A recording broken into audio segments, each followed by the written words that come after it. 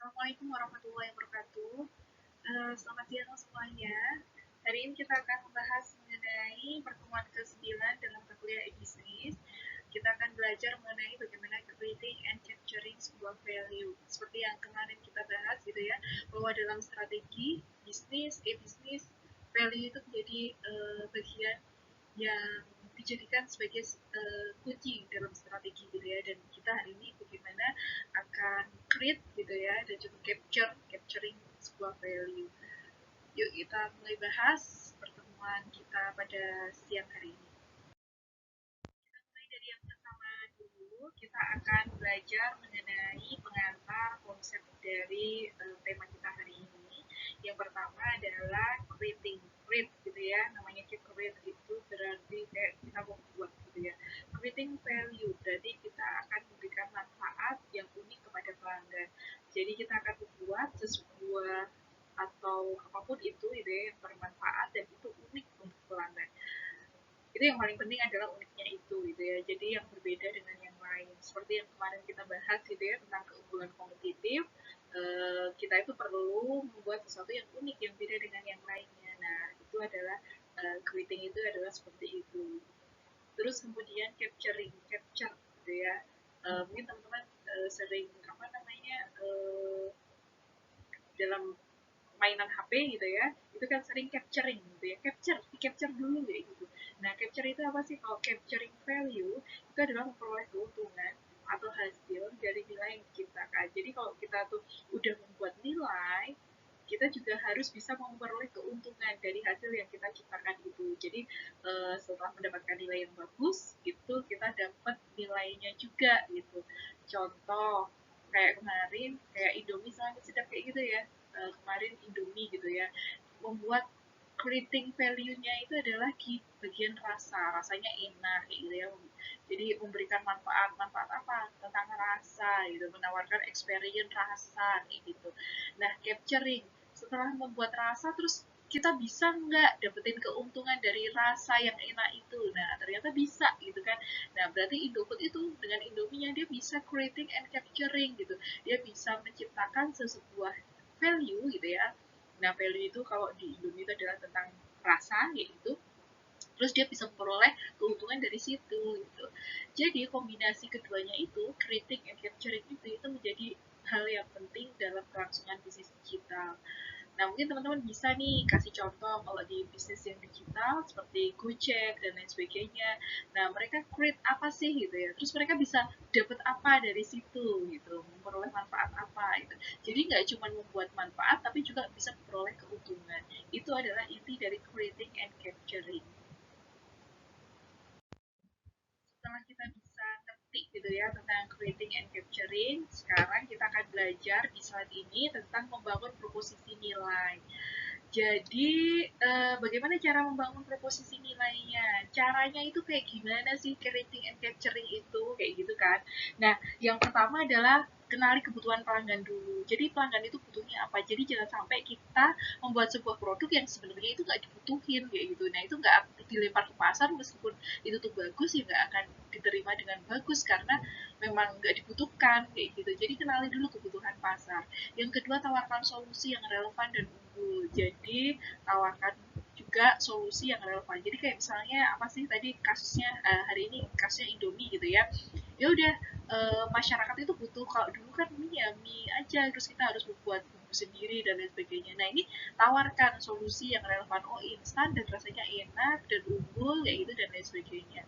Terus yang ketiga, gunakan teknologi untuk meningkatkan pengalaman pengguna. Jadi penting banget untuk menciptakan experience gitu. Teman-teman mungkin tahu nggak sih bedanya Gojek sama Maxim gitu. Kalau ini kalau menurut Bu Rosana ya, kenapa Bu Rosana itu pilih Gojek kayak gitu? Karena lebih enak aja nyari titiknya gitu ya dan lain sebagainya. Itu aplikasi itu menawarkan sesuatu yang lebih nyaman gitu dibandingkan aplikasi yang lain gitu. Ini contoh aja ya, bukan Bu Rosana mau menjelekkan produk satu dengan produk yang lain enggak, tapi ini sebuah contoh. Jadi bagaimana kesuksesan Gojek kayak gitu ya, itu menawarkan experience yang bagus kayak gitu. Oh, jadi pelanggannya jadi enak gitu. Yang keempat itu adalah diferensiasi atau kasih pembeda. Jadi yang beda kayak gitu. melalui kualitas, harga, kenyamanan, atau inovasi. Kualitasnya bisa, kayak misalnya Gojek gitu ya, itu dia menawarkan kualitas yang lebih bagus daripada Grab maupun Maxim.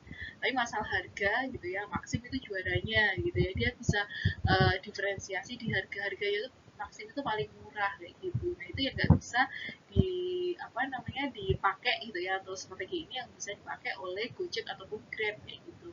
Terus dari segi kenyamanan, kalau kenyamanan ya pasti kalau di Salatiga ya, ini masih Gojek sama Grab sih. Grab tuh juga nyaman karena banyak juga driver-driver yang di pinggiran dan lain sebagainya. Beda sama Gojek, kadang kalau rumahnya di daerah Pecandaran sering nggak mau ngambil dan lain sebagainya. Kenyamanan, terus kemudian inovasi di fitur-fiturnya, inovasi di mananya dan lain sebagainya. Jadi begitulah cara membangun proposisi sebuah value atau sebuah nilai. Kenali kebutuhan pelanggan, tawarkan solusi yang relevan dan unggul, gunakan teknologi untuk meningkatkan pengalaman pengguna, kemudian diferensiasi nih melalui kualitas, harga, kenyamanan, atau inovasinya. Gitu. Kita masuk ke strategi menangkap nilai atau membuat atau capturing gitu ya value itu seperti apa. Ini ada 4 langkah yang bisa dilakukan.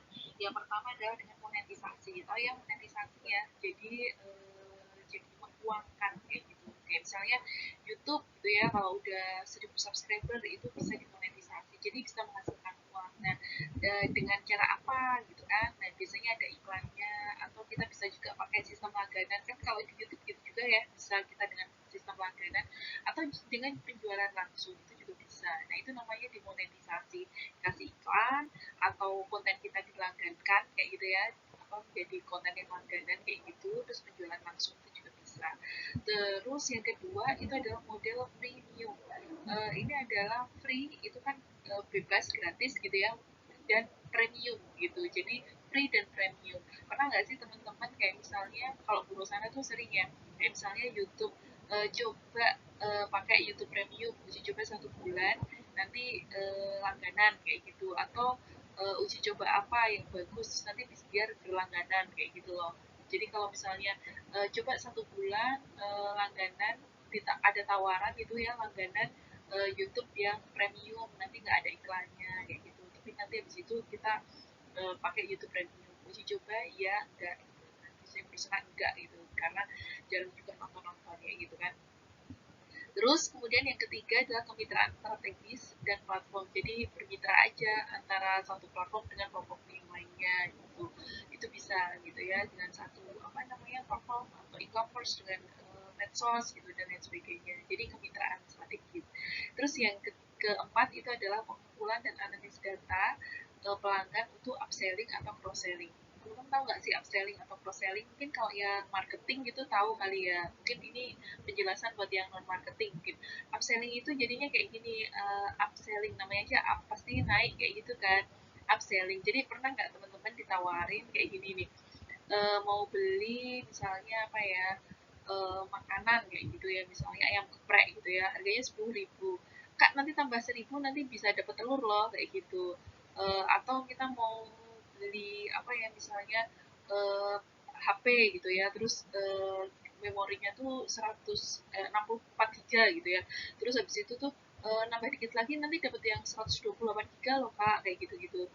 Nah kayak gitulah ya. Nah itu namanya adalah upselling. Jadi kita tuh beli apa, terus naik dikit gitu ya, udah dapet yang 2 kali lipatnya kayak gitu. Atau pernah nggak teman-teman lihat kalau kita jualan mau beli paket data gitu ya, kalau yang 3 giga itu misalnya 20.000 gitu ya, yang 6 giga itu enggak 30.000 kali 2 terus jadi 60.000, enggak, cuma nambah 10.000 doang kayak gitu, itu udah dapat 2 kali lipatnya kan kayak gitu ya kalau kita beli paket data. Nah itu kayak gitu, itu namanya adalah upselling.